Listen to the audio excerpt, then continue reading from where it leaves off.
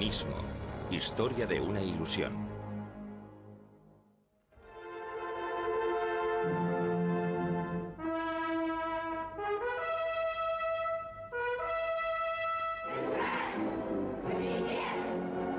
La revolución de Lenin. 7 de octubre de 1981, Plaza Roja de Moscú. La Unión Soviética en el clímax de su poder. 64 años después de la Gran Revolución de Octubre, Moscú se ha convertido en el centro del comunismo mundial y en la segunda superpotencia junto con los Estados Unidos.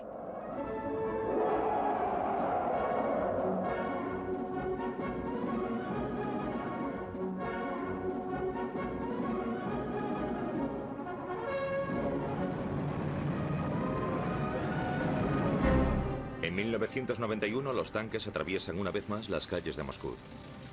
Pero esta vez se dirigen al Parlamento ruso. La facción más dura del partido quiere poner punto y final a la reforma política de Gorbachov. Pero la población de Moscú se revuelve.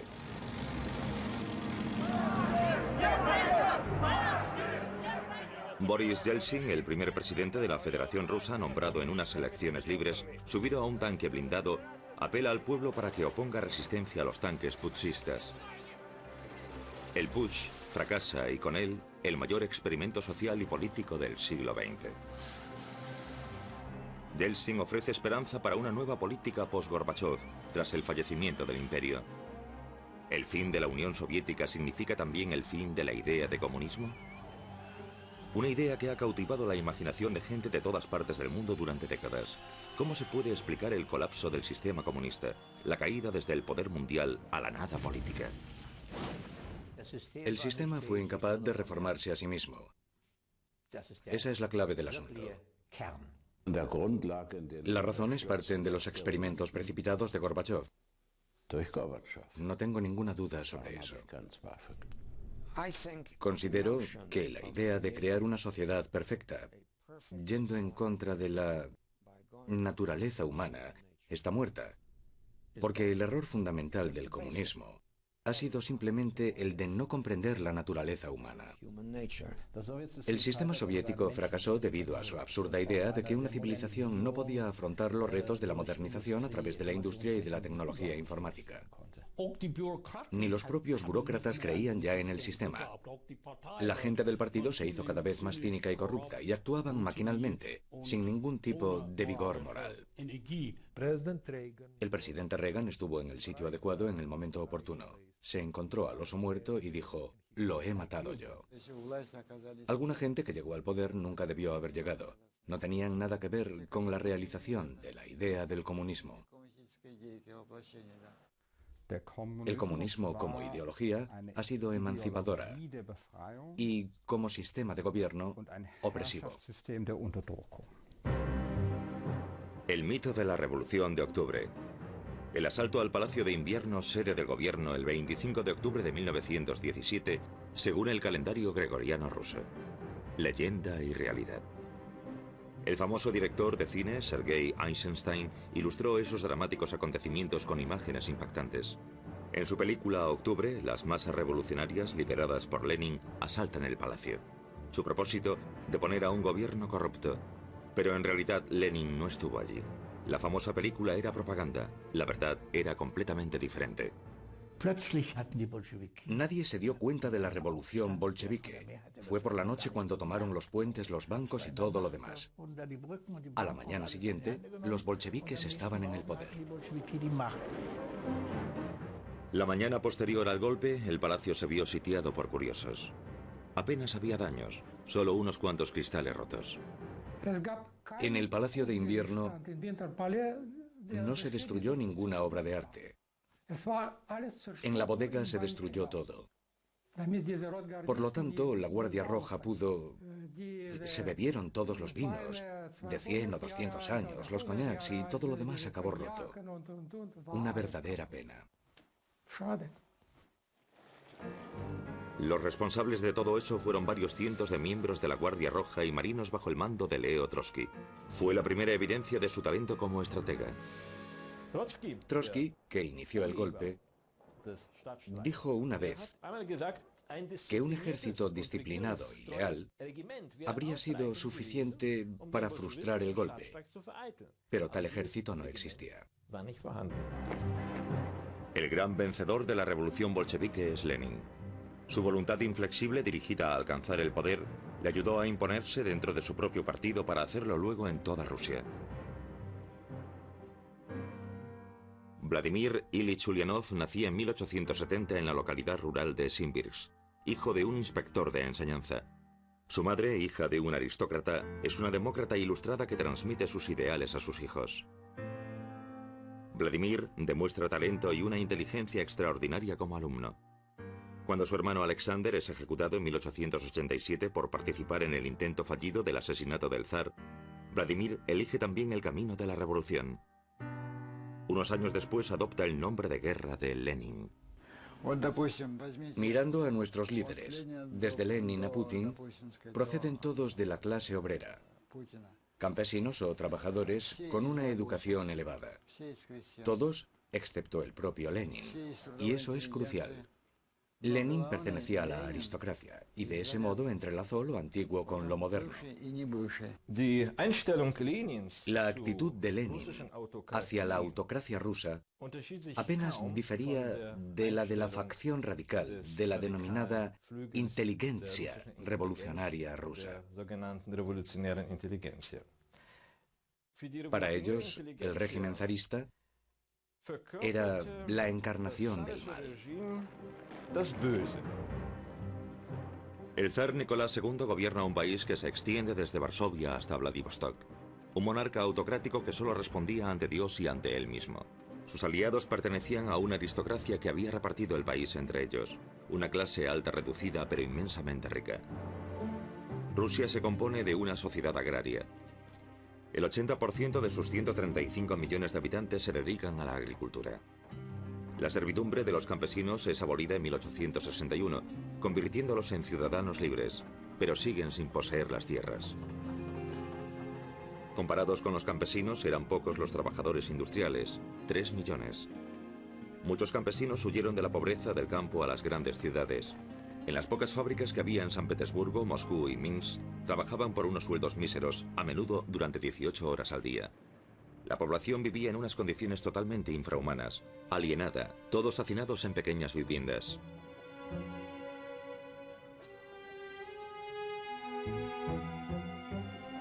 El régimen zarista resiste cualquier tentativa de democratización. Los partidos políticos fueron ilegales hasta 1905, y sus miembros perseguidos, arrestados y encarcelados. Miles acabaron en prisión o desterrados.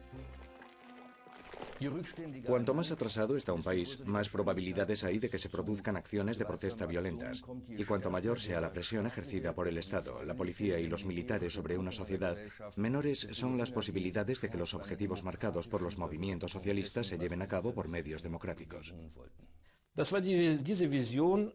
Consistía en la visión de forjar una civitas sin explotadores. Una sociedad igualitaria en la que únicamente existiesen los trabajadores y los explotadores fuesen degradados a ciudadanos de segunda clase. La sociedad occidental más pragmática transformó el marxismo y la socialdemocracia en su interior. La mentalidad rusa quería llevar a cabo todas esas cosas, siguiendo los manuales a rajatabla. En noviembre de 1895, Lenin funda la Liga Revolucionaria para la Liberación de la Clase Obrera. Acusado de agitación política, es deportado a Siberia en 1897. Está casado con la revolucionaria Nadezhda Krupskaya. Después de su deportación, Lenin abandona Rusia camino del exilio. Teórico brillante y orador nato, Lenin se convierte en líder del ala radical de los socialdemócratas rusos. Debido a que la facción que lidera vence por escasos votos en una asamblea del partido, le da el nombre de bolcheviki, que significa mayoritarios. El ala orientada a la democracia parlamentaria, que en realidad era mayor, adopta el nombre de mensheviki o minoritarios. Los bolcheviki abogan de manera inflexible por la dictadura del proletariado. La asunción es la de que la humanidad es buena. Por lo tanto, como yuxtaposición a las creencias conservadoras o liberales, la humanidad no necesita ningún freno ni equilibrio, ni control alguno. Y esta es la falacia fundamental del comunismo, también con Lenin, que condujo a un poder sin restricciones inherente al bolchevismo desde sus inicios. Se suponía que era un partido de revolucionarios profesionales, un partido centralizado y firmemente disciplinado que había asumido el papel de vanguardia de la clase obrera. Esta concepción, que marcó una increíble ruptura histórica del movimiento marxista, fue verdaderamente revolucionaria. La principal premisa es: el pueblo no sabe lo que es bueno para él. Un método científico de élite debe descubrir de forma objetiva lo que es bueno para el pueblo. Aquí la subjetividad no es pertinente. Verano de 1914. El asesinato del heredero al trono de Austria lleva la tensión internacional a su límite. Rusia moviliza a sus tropas. Alemania declara la guerra. Desde el exilio, Lenin considera que el estallido de la Primera Guerra Mundial supone una necesidad histórica y señala el inminente fin del capitalismo.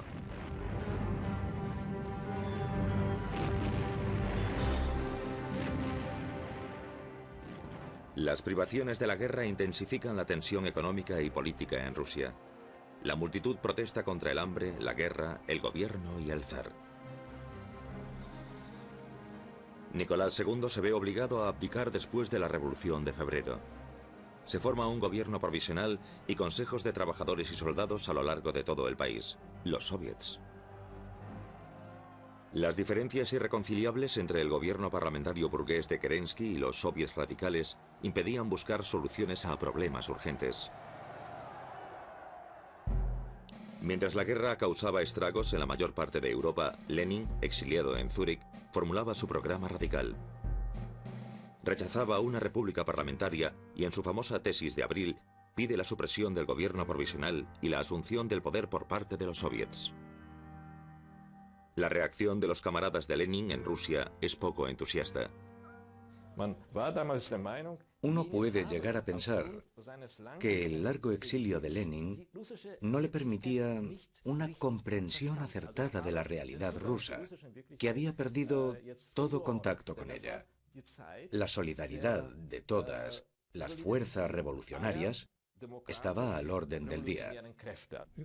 Es necesario recordar que Lenin irrumpió en la revolución cuando ya se había desencadenado.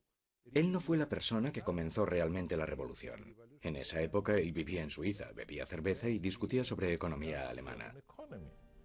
Lenin se da cuenta de que debe regresar a Rusia para encabezar el movimiento. Sus objetivos son el armisticio inmediato y una importante reforma de la propiedad. Busca el apoyo de las masas. El gobierno imperial alemán ofrece libertad de paso a Lenin y a otros revolucionarios exiliados. Los exiliados atraviesan Alemania en un vagón de tren sellado. El regreso de Lenin a San Petersburgo debería desestabilizar a Rusia, enemigo de guerra de Alemania. La Revolución Rusa, una oportunidad para el Supremo Comando Militar alemán para finalizar la guerra con éxito en el frente del Este. El eslogan pegadizo de Lenin: "Acabemos con la guerra imperialista ya". Y su otro eslogan: "Robad lo que os han robado", incitaba a los campesinos a confiscarles sus propiedades a los terratenientes. Esos eslóganes tuvieron un efecto enorme en el campesinado ruso y en la clase más baja del país. Y Lenin se adaptó al estado de ánimo de las clases rusas inferiores. A su llegada el 16 de abril de 1917, Lenin es recibido con entusiasmo por sus seguidores. Al día siguiente pronuncia un discurso con su programa ante una asamblea del partido bolchevique. La revolución burguesa de febrero debe ir seguida de la revolución socialista. Insiste en esta decisión: una rebelión armada con el objetivo de hacerse con el poder. En mayo de 1917, Leo Trotsky regresa a Rusia. También él, miembro activo del movimiento de la clase obrera de finales del siglo XIX, fue desterrado a Siberia debido a sus actividades clandestinas y vivió durante muchos años en el exilio después de haber escapado. Lenin y él pedían la supresión del gobierno provisional, así como la revolución mundial. Trotsky organiza el asalto al Palacio de Invierno, pone al gobierno provisional bajo arresto y ayuda a Lenin y a los bolcheviques a llegar al poder. Accedió al poder en uno de los países más atrasados del mundo. 140 millones de habitantes, una sociedad agraria, pocos trabajadores en la industria y un porcentaje de analfabetismo del 80%. El país entero estaba en ruinas, destruido a raíz de 3 años de la Primera Guerra Mundial. Y ahora los revolucionarios se enfrentaban a la contradicción de querer construir una nueva sociedad socialista, la contradicción entre luchar por un ideal y la realidad. Inmediatamente después de la victoria de la revolución, el nuevo gobierno, el Consejo de los Comisarios del Pueblo, puso en práctica los planes de Lenin. Para empezar, Lenin ofreció a los alemanes un armisticio inmediato. Bajo el espíritu de la Revolución Mundial, los soldados alemanes y rusos confraternizaron. El otro proyecto de Lenin, la reforma de la propiedad, también se llevó a cabo inmediatamente. Debido a que los soldados campesinos querían volver a casa, se disuelve el ejército. Se expropiaron las grandes propiedades sin ningún tipo de compensación y después de medirlas se entregaron a los campesinos sin tierras. El viejo sueño del campesinado ruso se hizo realidad. Millones de campesinos se convirtieron en propietarios. Por una parte, la doctrina marxista fue muy importante para Lenin. Y la doctrina marxista estipula que esta tierra debe ser nacionalizada. Por otra parte, Lenin poseía un profundo sentido de lo que quería la población agraria, a diferencia de muchos marxistas dogmáticos, incluso pertenecientes al partido bolchevique. Y él sabía que la nacionalización inmediata de la tierra supondría una medida que provocaría el enfado del campesinado y también su rechazo al sistema. Por lo tanto, quiso retrasar esa cuestión durante un tiempo. Lenin era un hombre inteligente. Debía darse cuenta de que Rusia no era un país tan desarrollado industrialmente como Alemania o Inglaterra, ni siquiera como Bélgica o Francia. Rusia era un país agrario con una población relativamente pequeña de trabajadores industriales. No podía construirse una revolución contando solamente con los trabajadores de Moscú y Petrogrado. Y esa fue su contribución a la teoría revolucionaria. Su gran alumno puede que no fuese Stalin, sino Mao. Para los nuevos propietarios, Lenin es un héroe. Creen en un futuro mejor y celebran la revolución socialista. Para el principal teórico de los socialdemócratas alemanes, Karl Kautsky, eso es obstinadamente erróneo. Según Kautsky, lo que Lenin y sus seguidores habían planeado en Rusia y llevado a cabo en 1917 no era una revolución proletaria y tampoco la primera gran revolución socialista, sino la última revolución burguesa. Marx y Engels decían en su manifiesto comunista que el programa comunista se puede resumir en una frase: la abolición de la propiedad privada. Según Karl Marx, la propiedad privada de los medios de producción debe ser nacionalizada. La sociedad burguesa únicamente puede vencerse a través de la dictadura del proletariado. A ojos de los radicales socialistas, Lenin no es marxista. Más del 90% de la tierra cultivable de Rusia estaba en manos de los campesinos cuando tuvo lugar la guerra civil. Por lo tanto, podría decirse que era un marxista dogmático, pero flexible. Incluso de una forma más radical, uno podría preguntarse: ¿era Marx realmente marxista? Isaac Berlin escribió una vez: si Marx se levantase de su tumba, diría, por encima de todo, no soy marxista. Para Lenin, no se trataba solo de una dura lucha ideológica. También estaba vinculada a su absoluto desdén por quienes creían en esas ideas. A pesar de todo, Lenin casi nunca utilizó palabras duras contra sus oponentes. No, era tranquilo, a decir verdad. Todo su odio y desdén iba dirigido contra los liberales y socialdemócratas.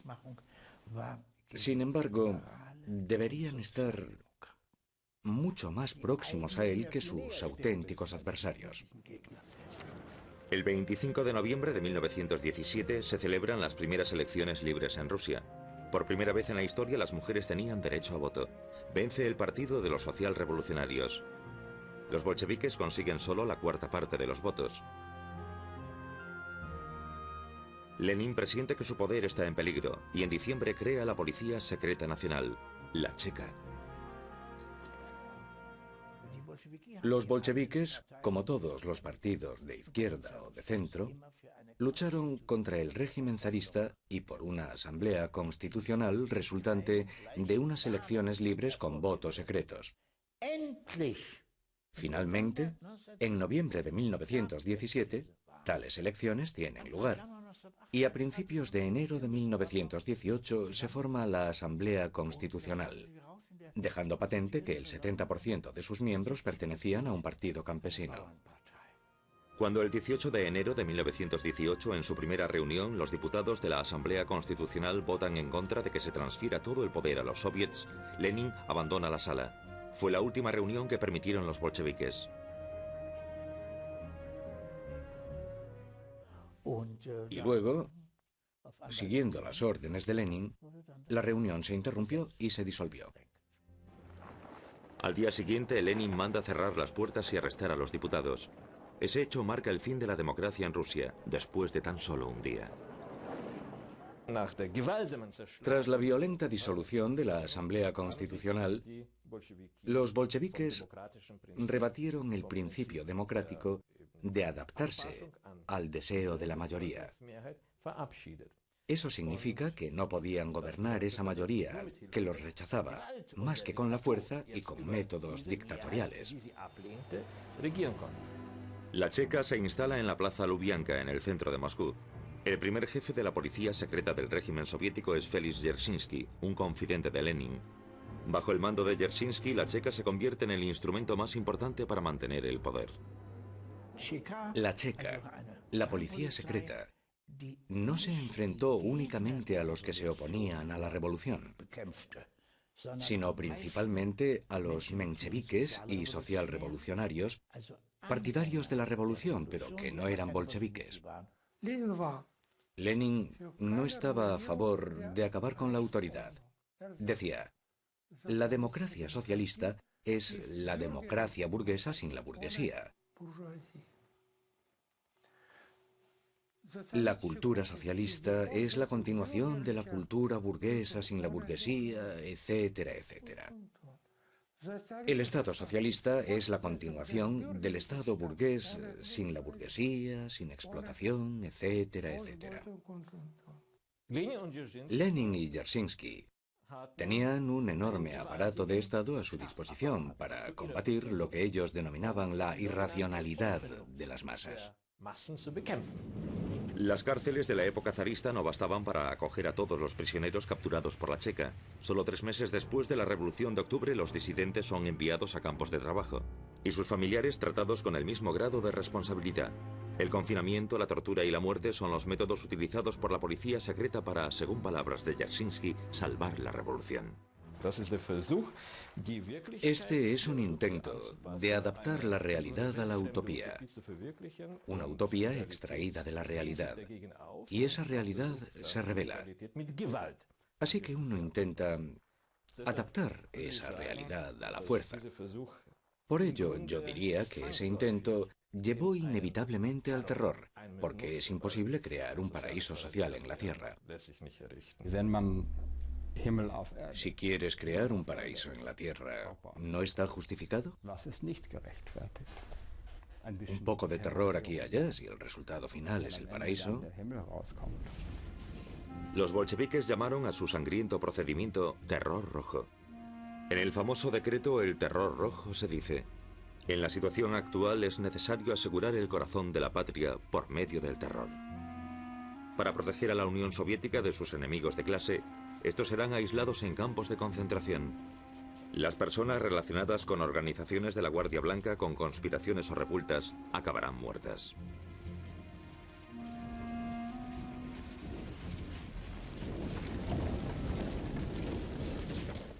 Glorificar este terror rojo y la necesidad de racionalizarlo, creo que eso se corresponde, por una parte, con restos del pensamiento de la Primera Guerra Mundial, y que por otra procede de la idea de que solo mediante la fuerza se puede abrir un camino mejor. El término terror socialista es una contradicción en sí mismo. Se allanó el terreno para muchas de las cosas que después sucederían bajo el mando de Stalin. El fin justifica los medios, ¿no es así? Y, como se puede apreciar por la acusada defensa del terror por parte de Lenin, no es algo que empezase con Stalin. El gobierno bolchevique recibe amenazas tanto de dentro como de fuera del país. El armisticio con Alemania moviliza a los demás adversarios de la guerra. Gran Bretaña, Francia y los Estados Unidos envían tropas a Rusia. En el sur de Rusia los cosacos se rebelan.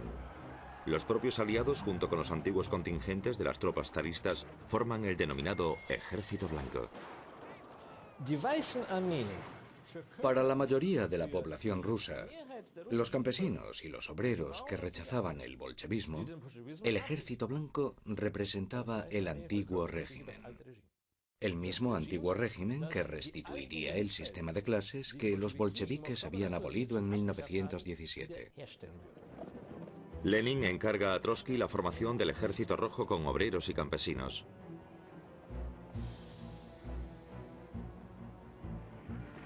Se desencadena un conflicto sangriento en todo el país. Pueblos reducidos a cenizas, poblaciones masacradas.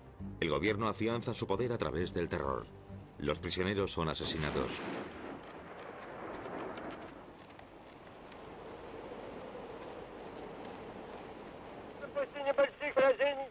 Lenin pide al Ejército Rojo que resista.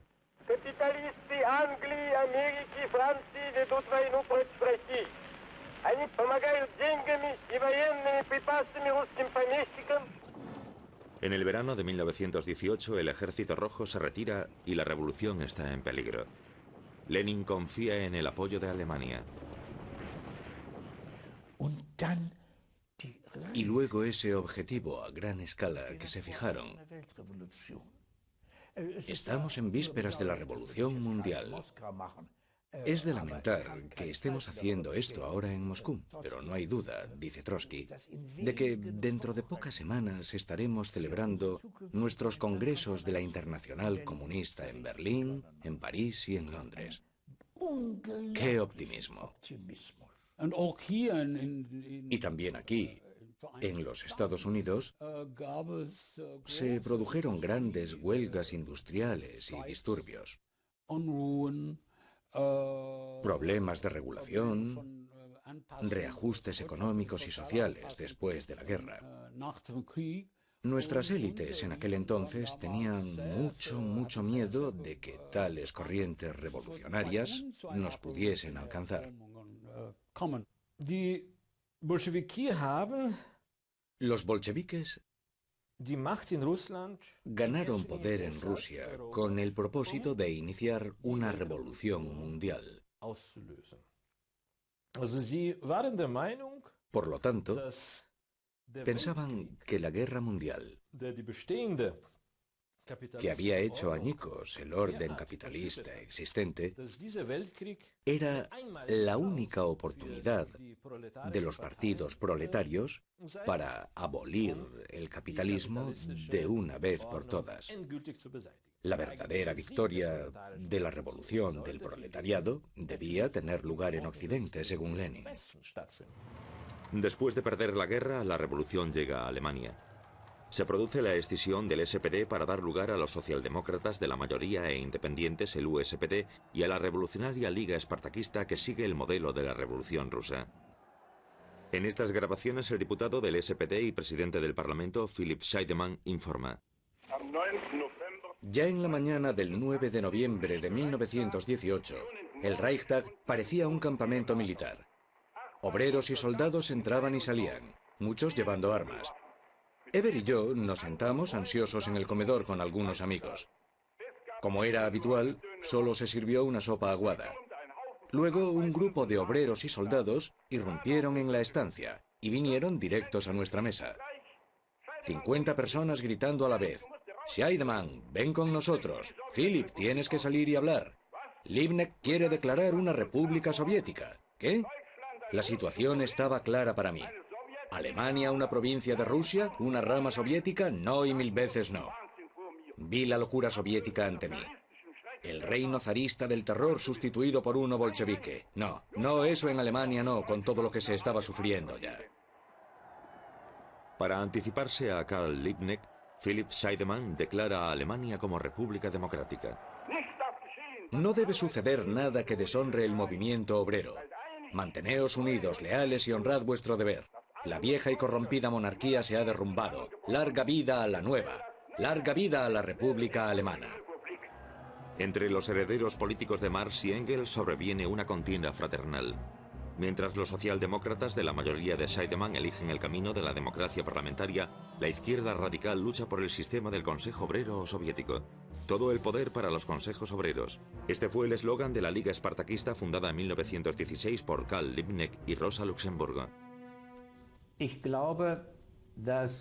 Opino que Rosa Luxemburgo era tan, yo diría, demócrata fundamentalista, que tenía que rechazar todo aquello que perjudicase al desarrollo democrático, porque eso conduciría al despotismo. Rosa Luxemburgo fue, en mi opinión, la única figura revolucionaria de Europa que podría rivalizar con Lenin, llegando él incluso a aceptarlo. Nacida y criada en Polonia, Rosa Luxemburgo vive en Berlín desde 1899 y se convierte en la principal representante política de la izquierda alemana. En 1918 cofunda el Partido Comunista. Cada vez dedica más críticas a la izquierda militante, así como a los grandes líderes de la Revolución Rusa. Ella había observado también que Lenin no vacilaba a la hora de enfrentarse a sus oponentes.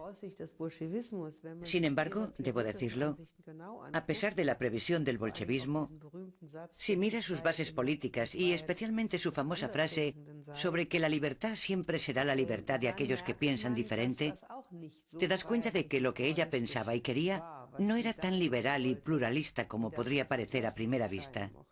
En sus obras figuran curiosos e interesantes pasajes en los que se dice que la mayoría decisiva no siempre tiene por qué ser cuantitativa. Eso es algo relevante. Por lo tanto, Rosa Luxemburgo tenía un profundo sentido de los problemas del poder. Vio el gran peligro que suponía que la acción de la minoría terminase en catástrofe. Pero por otra parte, debido a su aparente fe en la espontaneidad de las masas, ya no fue capaz de contradecir la acción masiva una vez que se produjo. Y así es como justifica ella la revuelta espartaquista, algo que no hubiese querido. Los marinos revolucionarios ondean la bandera roja en la puerta de Brandenburgo. La Liga Espartaquista cree, al igual que su gran modelo Lenin, que ha llegado la hora de rebelarse. Y el 6 de enero de 1919 declara que el gobierno provisional de Alemania ha sido destituido.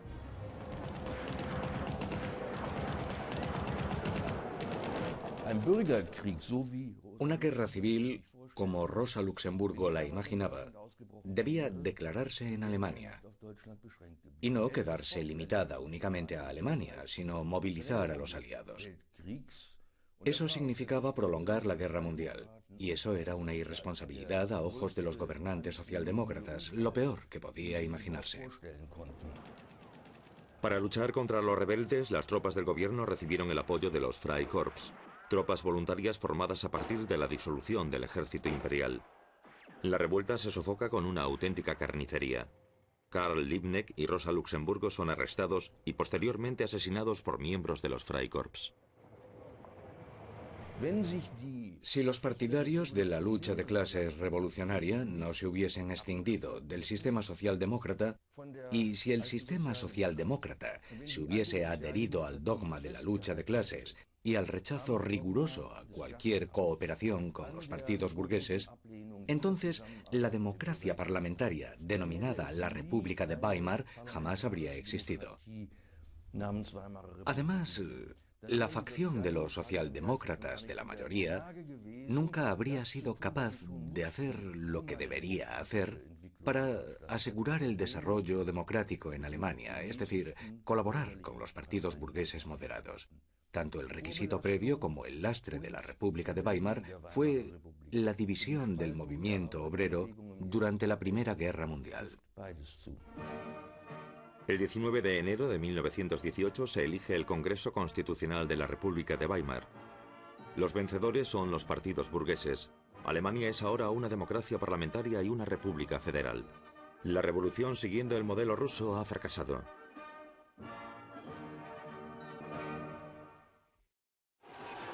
En Rusia continúa la guerra civil, y mientras el pobremente organizado Ejército Blanco pierde terreno, el Ejército Rojo avanza.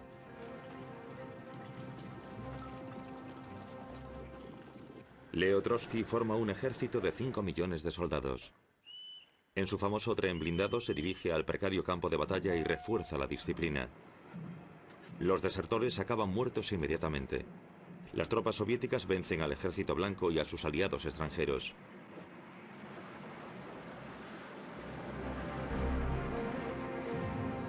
El 13 de diciembre de 1919, los aliados deciden retirar su apoyo al Ejército Blanco. El Ejército Rojo desfila celebrando la victoria.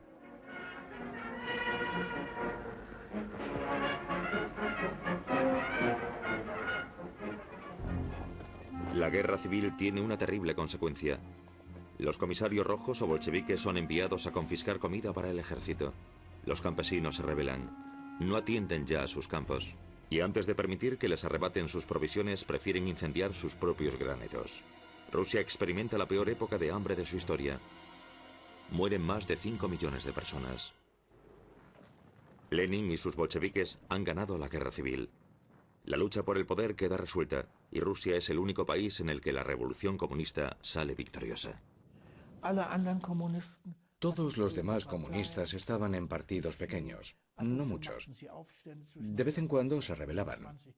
Entre 1919 y 1924 se produjeron unas 40 revueltas, todas ellas reprimidas. Y llegan los comunistas rusos. Lo han conseguido. Eso fue solo el principio. Una verdadera buena voluntad para dejar que los comunistas rusos tomaran el mando. En julio de 1920 tiene lugar en Moscú el segundo Congreso de la Internacional Comunista. La revolución mundial solo puede tener éxito, declara Lenin, si la política y las acciones de todos los partidos políticos se controlan centralmente, desde Moscú. Y a ese respecto, el Partido Comunista Ruso, como se hace llamar ahora, es generoso. Era un secreto a voces que había muy pocos partidos comunistas con dinero suficiente para financiar de manera independiente sus actividades. Todo lo demás se hacía desde Moscú, mediante instructores que llegaban y distribuían el dinero para que se invirtiese buscando el máximo beneficio de la Internacional Comunista y del gobierno soviético. Todos y cada uno de los funcionarios sabían que todo su dinero procedía de Moscú. Con una campaña de propaganda masiva se confía en atraer al pueblo al comunismo.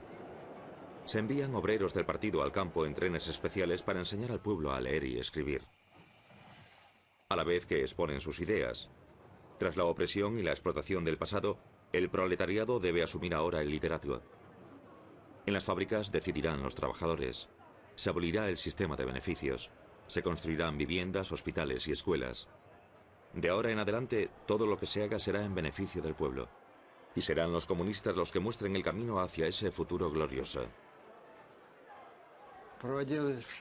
Se emprende la educación sistemática del pueblo a gran escala, basada en los principales ideales humanistas.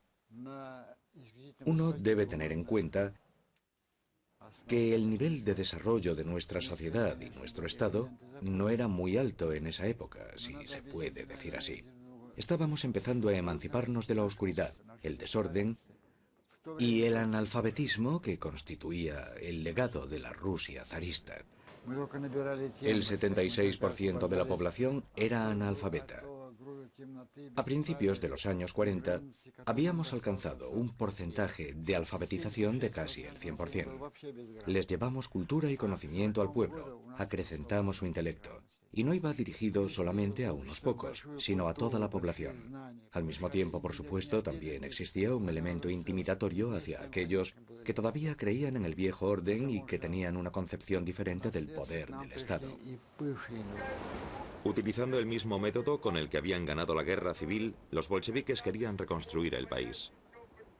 El sistema se conoce como comunismo de guerra y se basa en el reparto preceptivo por parte de los campesinos, en la nacionalización y en el trabajo obligatorio o militarización del trabajo, como Trotsky lo denomina. Pero se ofrece resistencia en todo el país. El sistema del comunismo de guerra. La realidad rusa se ve obligada a través de un terror ilimitado a adaptarse a esa doctrina. Ese intento fracasó, en gran medida porque la mayoría de la población, después de haberse ganado la guerra civil, ya no soportaba el reino del terror bolchevique.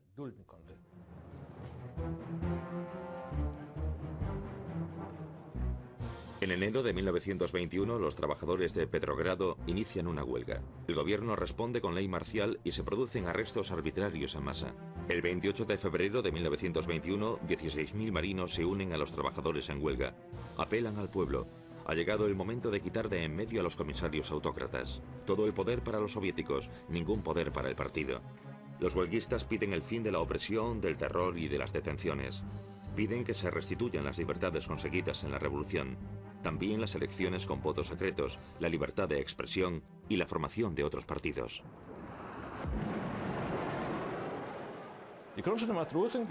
Los marinos de Kronstadt fueron los más ardientes partidarios de la revolución y siempre habían elogiado el liderazgo bolchevique como baluarte de la revolución. Pero entonces los marinos le dieron la espalda al liderazgo autocrático que había destruido los impulsos y las estructuras democráticas. Siguiendo órdenes de Lenin, el Ejército Rojo avanza a través del hielo del mar Báltico para atacar el 7 de marzo. Tras 11 días de duros enfrentamientos, la insurrección de los marinos es brutalmente aplastada. La aniquilación de la rebelión de los marinos de Kronstadt reveló la verdadera naturaleza del régimen bolchevique, ya que los marinos de Kronstadt lucharon contra la dictadura bolchevique en nombre de la democracia soviética. La primera pérdida de inocencia, el primer pecado mortal político, fue sin lugar a dudas el aplastamiento de la rebelión de Kronstadt, porque estaban persiguiendo a los suyos, a los soldados jóvenes que habían respaldado la revolución, pero que ya no resultaban convenientes por la razón que fuese. Si uno es capaz de eso, entonces es que es capaz de otras cosas, como se hizo evidente más tarde. Trotsky observa el desfile que celebra la victoria sobre los marinos de Kronstadt. Muchos consiguieron huir a Finlandia, pero los que cayeron en manos bolcheviques se convirtieron en víctimas de una venganza despiadada. En los primeros juicios públicos de la reciente República Soviética, miles de ellos fueron condenados a muerte o a largos periodos de cárcel. El intento de introducir el comunismo de golpe había fracasado. El fracaso a hacer frente a las necesidades básicas de la población, el hambre extendiéndose por todo el país y el alzamiento de Kronstadt eran claros signos de crisis. Lenin necesita cambiar el rumbo. Al igual que su redistribución de la tierra en 1917 violaba los principios marxistas, ahora Lenin está a punto de realizar un giro económico con evidentes fundamentos capitalistas. Él creía en la teoría puramente científica de Karl Marx, que en realidad era una utopía. Pero eso solo fue hasta 1921. En 1921, Lenin invierte la política soviética, vuelve a permitir la nueva política económica, la propiedad privada, y pide a los ciudadanos que lo secunden, encontrándose con una gran oposición entre sus seguidores, Trotsky, Stalin y muchos más. Fundamentalmente se legitimó la idea del mercado libre y de la propiedad privada. Ambas cosas suponían la bestia negra de los marxistas ortodoxos. Por este motivo, muchos funcionarios e idealistas bolcheviques consideraron que la nueva política económica era un revés tremendo. Lenin intenta salvar la economía del país en el 10º Congreso del partido. Su nueva política económica, NEP de forma abreviada, es extremadamente controvertida. Incluso sus aliados más próximos recibieron su política con burlas mordaces. Tras un acalorado debate, Lenin alcanza, a pesar de la oposición, una resolución gubernamental. Dentro del partido no se tolerarían facciones diferentes. Oposición significa expulsión. La dictadura comienza ahora dentro del mismo Partido Comunista.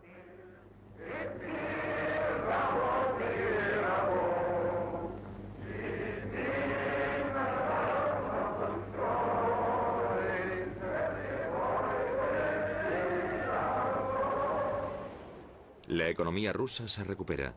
El optimismo flota en el aire. Pescadores y granjeros venden sus productos en el mercado. Ahora se pueden comprar cosas con dinero y eso se convierte en un incentivo para trabajar. Incluso en lo más alto de la NEP, el nivel de vida de la Unión Soviética y de Rusia alcanzan un máximo histórico. La bolsa y los bancos vuelven a abrirse. Lenin llega al punto de invitar a los capitalistas de Occidente a invertir en Rusia para ayudar a combatir el déficit económico del país. Debemos otorgar concesiones a la burguesía extranjera y al capital externo. Fueron las palabras de Lenin en la Tercera Internacional Comunista.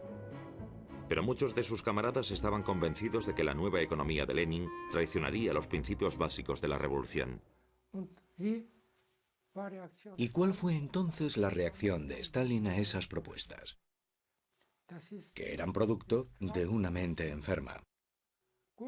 Gorbachov, que era funcionario del partido por aquella época, sugirió que el decreto de Lenin, que había sido publicado en el Pravda, debería reeditarse en una edición especial únicamente para Lenin, ya que nadie más necesitaba conocerlo. En mayo de 1922, la salud de Lenin se deteriora dramáticamente. Sufre su primer infarto. Le sucederían dos más. Lenin se retira de las actividades gubernamentales. A partir de ese momento se instala en una casa de campo cerca de la ciudad de Gorki. Leo Trotsky parece ser el sucesor incuestionable de Lenin, un intelectual con más carisma que cualquier otro líder bolchevique y un comisario del pueblo que salió victorioso durante la guerra. Lenin, no obstante, seguía vivo y aún no se había decidido su sucesor. Y Trotsky tenía un duro competidor, Joseph Stalin, el secretario general del Partido Comunista. Lenin era un genio de la teoría y la práctica, mientras que Stalin era un genio de la práctica y la teoría. Pero Stalin también era un maestro criminal. Comprendió el papel que jugaba la información. Marx, Engels, Lenin y Stalin se pueden mencionar como un conjunto. Sus enseñanzas fueron realmente trascendentes en la época, pero no por ser eternamente válidas para cualquier tiempo, sino tan solo para ese particular periodo histórico.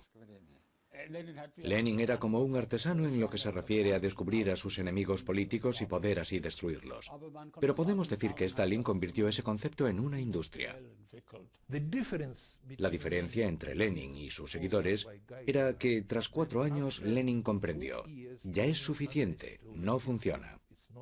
Y después de eso ya no creo que fuese marxista, se convirtió en un hombre de Estado y en líder político de Rusia. Coincidiendo con la mayoría del pensamiento del pueblo de la Unión Soviética, yo creía que todo iría bien mientras Lenin siguiese vivo. Supuestamente la gran catástrofe no se inició hasta después de la muerte de Lenin. Mi opinión sobre Lenin es más generosa que la de la mayoría de la gente de hoy en día. La tendencia es intentar desarmar a Lenin igual que a Stalin. Considero eso muy injusto desde una perspectiva histórica. Lenin actuó en el ardor de la revolución y la guerra civil. Bajo el mando de Lenin, el Partido Comunista jugó un papel dominante sobre todas las demás organizaciones. La Checa. Hubo cierto número de elementos dictatoriales que sentaron los cimientos de lo que Stalin pudo construir después. Es importante darse cuenta de que el germen del stalinismo es inherente al leninismo. Con un líder distinto, el desarrollo de los acontecimientos podría haber tomado un rumbo diferente, pero ninguno de ellos llevaría al comunismo democrático. En mi opinión, esto supone, como Leszek Kolakowski apuntó tan acertadamente, freír bolas de nieve. Ciertamente, Lenin no habría aprobado los acontecimientos que estaban por llegar. Y sin duda alguna, algo que fue discutido secretamente en la época soviética, si Lenin hubiese estado vivo, habría sido condenado en uno de los juicios que tuvieron lugar entre los años 1936 y 1938. Lenin muere el 21 de enero de 1924. El país entero está de luto. Stalin organiza el entierro. En un telegrama enviado a Trotsky le comunica una fecha falsa para impedir que su competidor asista al funeral. En su testamento político, Lenin advertía sobre la ambición de Stalin, pero ya era demasiado tarde. En un lapso de tiempo de 2 años como secretario general del partido, sustituyó a 16.000 funcionarios. Comienza otro episodio sangriento de la historia de Rusia.